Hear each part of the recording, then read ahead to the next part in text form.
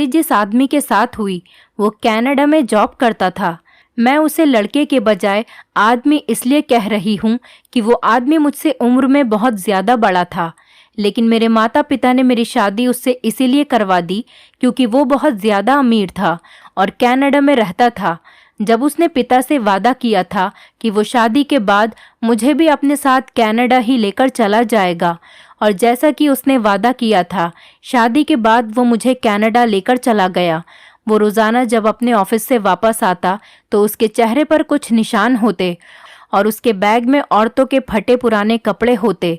एक दिन मैंने अपने पति का पीछा किया तो मुझे पता चला कि मेरा पति जो काम कर रहा था वो देखकर मेरे तो कदमों से ज़मीन निकल गई, क्योंकि मेरा पति तो वहाँ पर। मैंने कभी सपने में भी नहीं सोचा था कि मेरी किस्मत ही बदल जाएगी और मेरा हर सपना पूरा हो जाएगा। हर लड़की अपनी शादी को लेकर बहुत सारे सपने देखती है।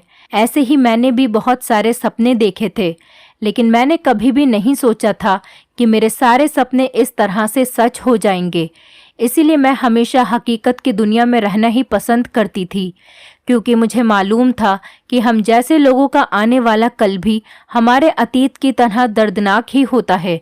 मुझे तो इस बात का यकीन हो गया था कि मेरी पूरी ज़िंदगी उसी हालात में गुजरेगी जिस हालात में मैं पैदा हुई थी।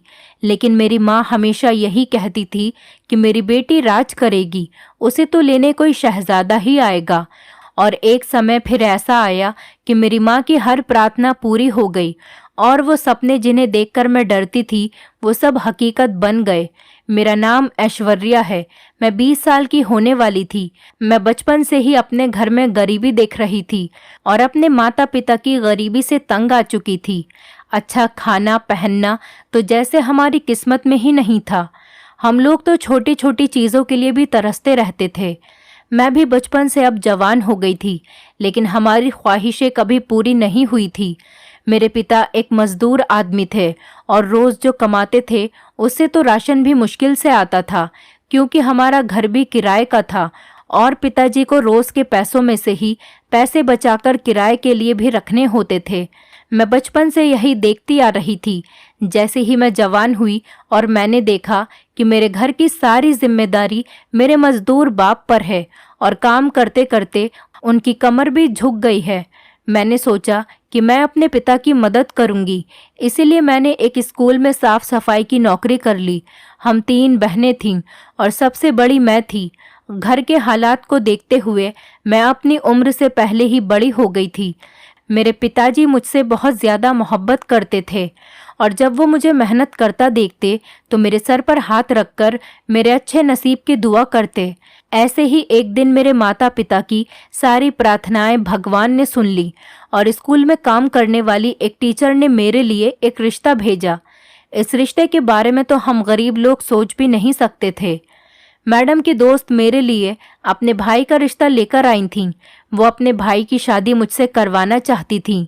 मैं कम उम्र थी और बहुत ज़्यादा खूबसूरत थी, इसीलिए वो हमारी गरीबी देखने के बाद भी मुझे अपनी भाभी बनाने के लिए तैयार थी।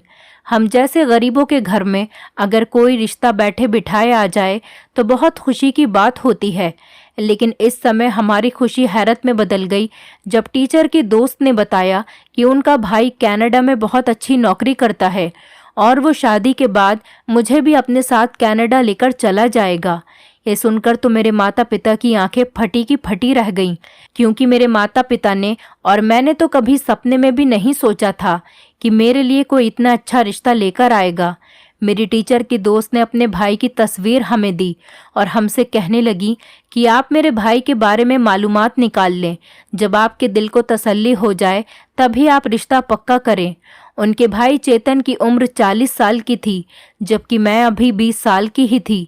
वो कनाडा में किसी बड़ी कंपनी में जॉब करता था और उसकी बहन ने बताया था कि वो 2 लाख रुपए महीना कमाता है, लेकिन कनाडा में तो हमारा कोई भी जान पहचान वाला नहीं था।